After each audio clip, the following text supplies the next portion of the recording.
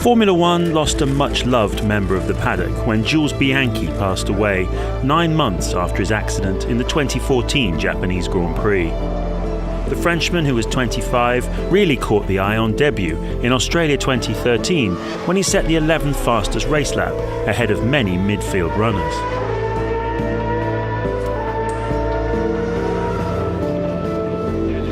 He rose to prominence when he wrestled the Marussia to 9th place in last year's Monaco Grand Prix, his and the team's first World Championship points. Hi Jules, mighty job mate, absolute mighty. Finally we have a point. Woo! I'm so happy.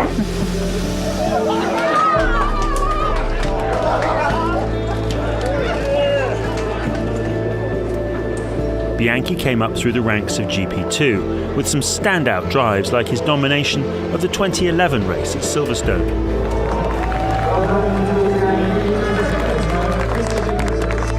He'd been GP2 Rookie of the Year the previous season.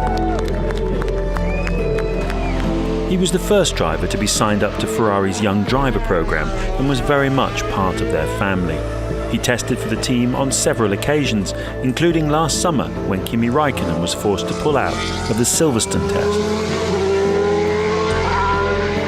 His Formula One apprenticeship was spent at Force India, where he had a role as a Friday morning practice driver in 2012. This helped him to transition from the demands of GP2 to Formula One and gave him more hands-on experience behind the wheel of an F1 car. In all, he drove 34 Grand Prix for Marussia, where he was learning the F1 ropes, preparing himself for a move up the grid in the years ahead.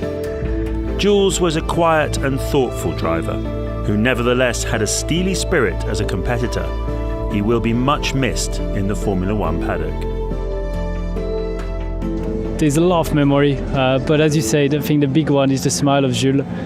Always being happy, always having something funny to tell you. He was a great man. More than he was a fantastic driver, but he was a big man. Anyway, we had a lot of time together, and I will remember him like that. You know, as an amazing boy, but also a fantastic driver. You know, for how competitive and let's say highly regarded he was very humble, and yeah, just a really nice demeanour about him. And you know, I had some nights out with him as well, and he was good fun. It was good fun to hang out with, and yeah, obviously he's going to be missed a lot.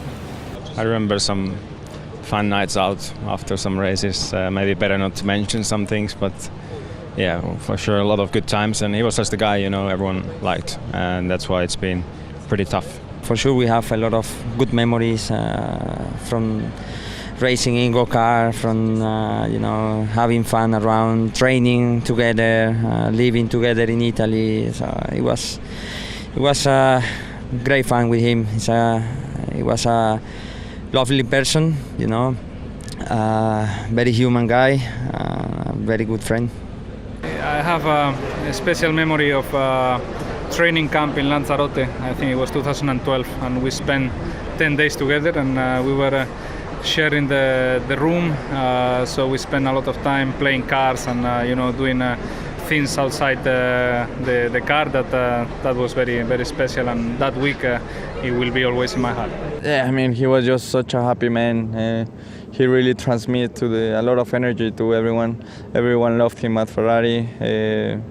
He was just a great human being, a very humble guy, and yeah, just someone that gave it all, you know, to the sport.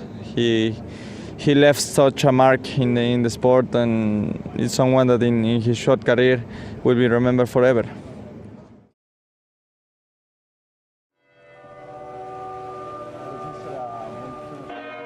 In Nice this week, the world said goodbye to Jules Bianchi. Jules passed away 9 months after suffering severe head injuries in a crash at the Japanese Grand Prix last year. In the words of his father, Jules fought right to the very end, as he always did, but today his battle came to an end.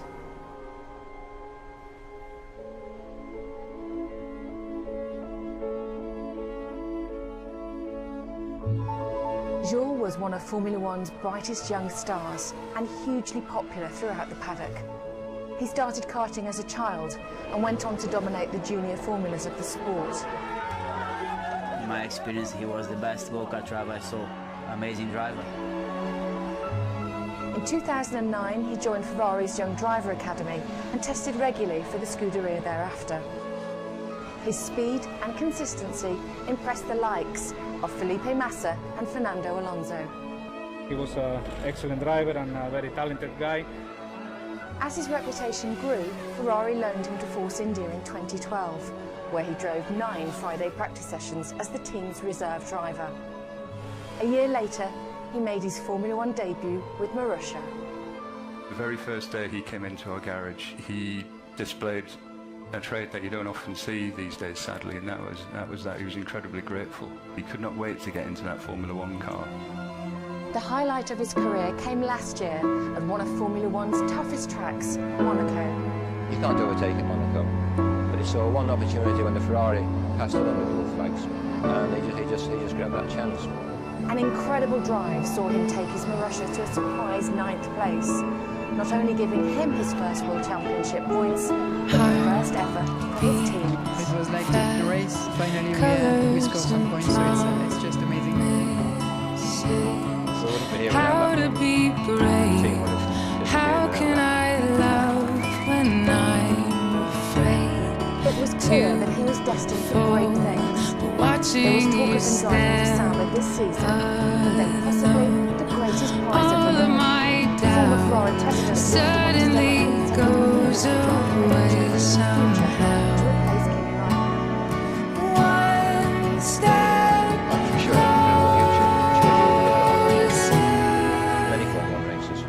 I have died every day waiting for you. Darling, don't be afraid. I have loved you for 1,000 years. I love you for 1,000.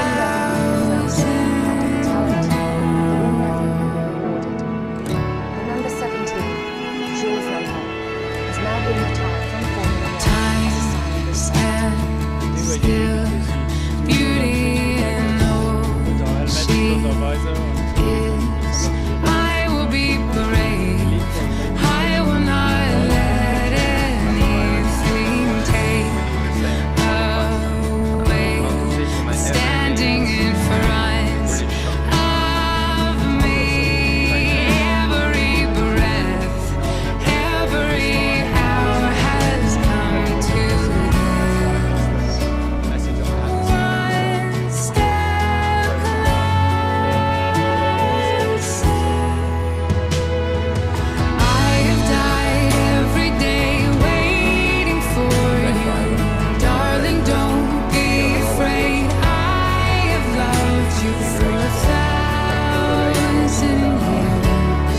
I love you for 1,000 more. And all along I believed I would find you. Time has brought your heart to me. I have loved you for 1,000 years. I love you for 1,000 more.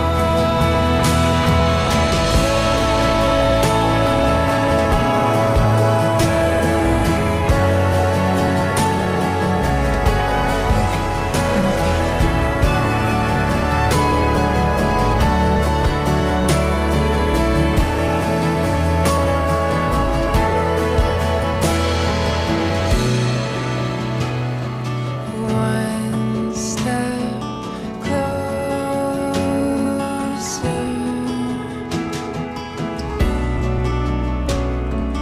One step closer.